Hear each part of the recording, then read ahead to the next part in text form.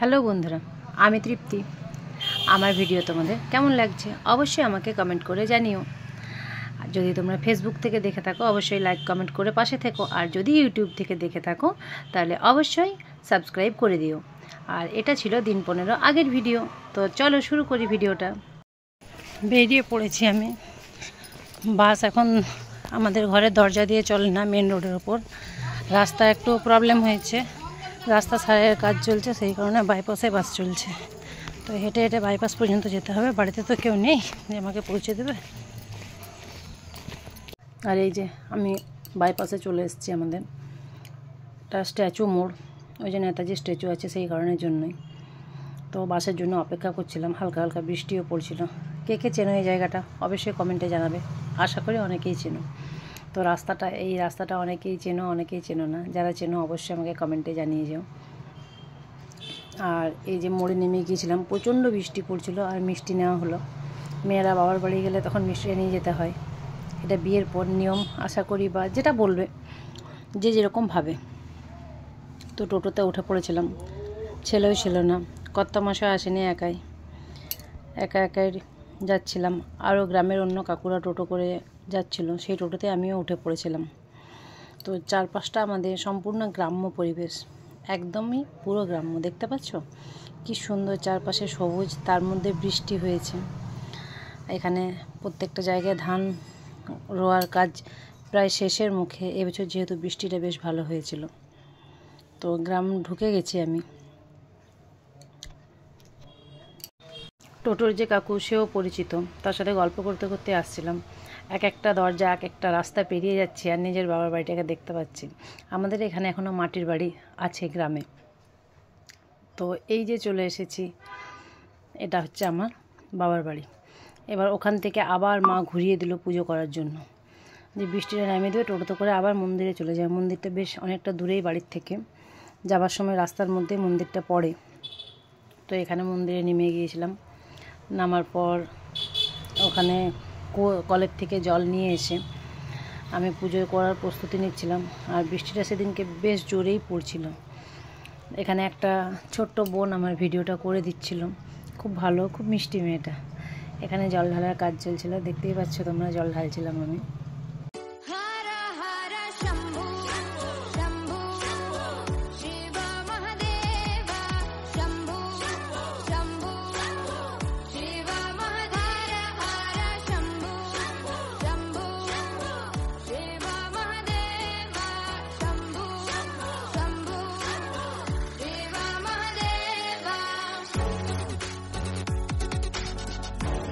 मेरा हृदय तुम हो, श्वास तुम ही, रहती सदा हो मेरे पास तुम ही।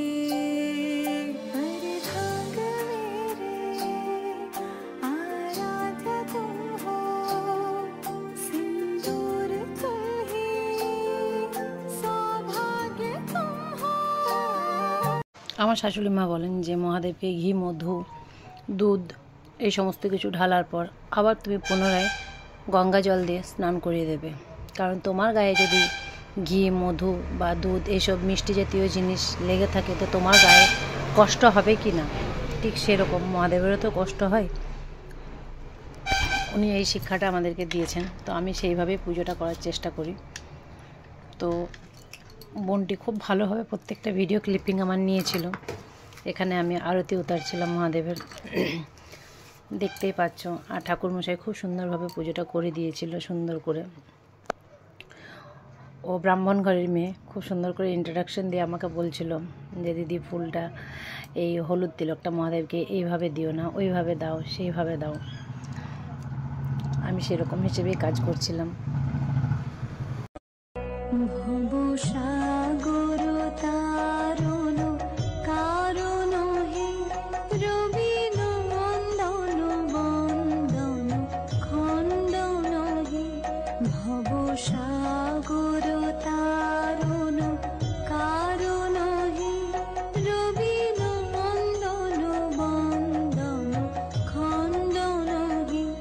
শরণাগত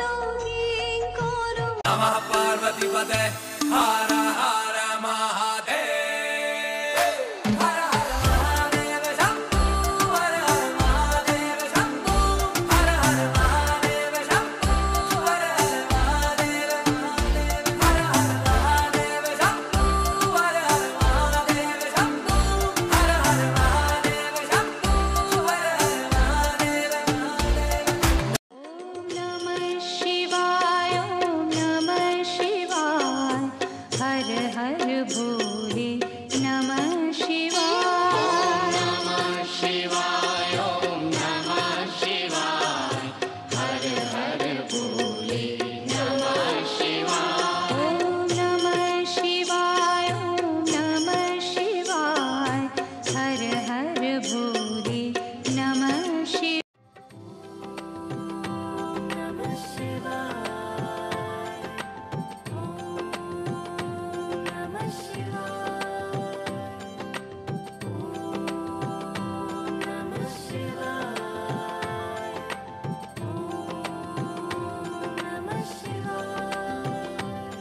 कैलाशपति है वो डम डम डमरू बजाए मैं दास उसी का हूँ। বাবার কাছে একটাই চাওয়ার, অনেক কষ্ট পেয়েছি, পাচ্ছি, আর কোনো কষ্ট দিও না, সব কষ্ট হরণ করো বাবা।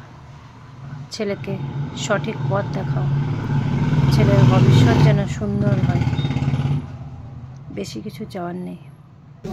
এবারে মন্দিরটা চারপাশটা একটু প্রদক্ষিণ করে নেব।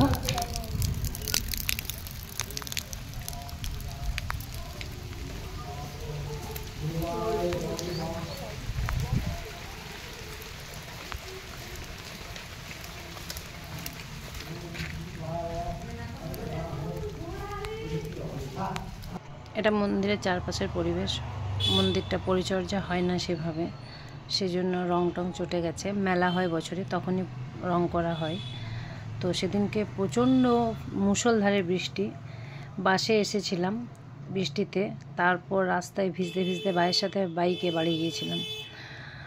এতটাই বৃষ্টি পড়ছিল, সারাদিন বৃষ্টি ছাড়েইনি একবারের জন্য। পরের দিন সকালে বৃষ্টিটা হালকা থেমেছিল। এই বছর পুরোটাই বৃষ্টিতেই বের করে দিল মহাদেব। এই যে সোমবার, এটাতে একমাত্র বৃষ্টিটা হয়নি। বাবার কাছে বলবো, জগৎ সংসারের মঙ্গল করো, সবার মঙ্গল করো, নিজে শান্ত থেকো, নিজে ভালো থেকো, অতঃপর আমাদেরকে ভালো রেখো। তুমি চাইলে সব পারো। যে হলাহল পান করে আমাদেরকে রক্ষা করেছিল, সে আজও আমাদের পাশে আছে, থাকবে, এইটুকু ভরসা তোমার উপর আছে বাবা। আর এই যে পাগলি, যে আমার সমস্ত ভিডিওগুলো করে দিয়েছিল, শেষে ও নিজে পোজ দিয়ে দিয়ে ভিডিও করছিল। এখানে বাবাকে পরিষ্কারের কাজ চলছিল, পুজো প্রায় শেষের মুখে, আর কেউ আসবে না আজকে বৃষ্টির জন্য। সেই কারণের জন্য বাবা মহাদেবকে পরিষ্কার করে তিনিও বাড়ির উদ্দেশ্যে রওনা দেবেন। এখানে অনেকটাই বাবার গায়ের থেকে ফুল ফল যেগুলো চাপানো হয়েছিল সব নামিয়ে নেওয়া হয়েছে। এবার এগুলো সব জলাশয় করা হবে। শেষে ওকে বললাম, তোর সাথে একটু আমি নিজে ভিডিওটা করে নিই, আয়। ও হাসি মুখে চলে এলো। খুব মিষ্টি মেয়েটা, আর সাথে ওর বোন যে একদমই লাজুক, দুজনের অপোজিট, ঠিক আমি আর আমার দিদি যেরকম ছিলাম সেই রকমই।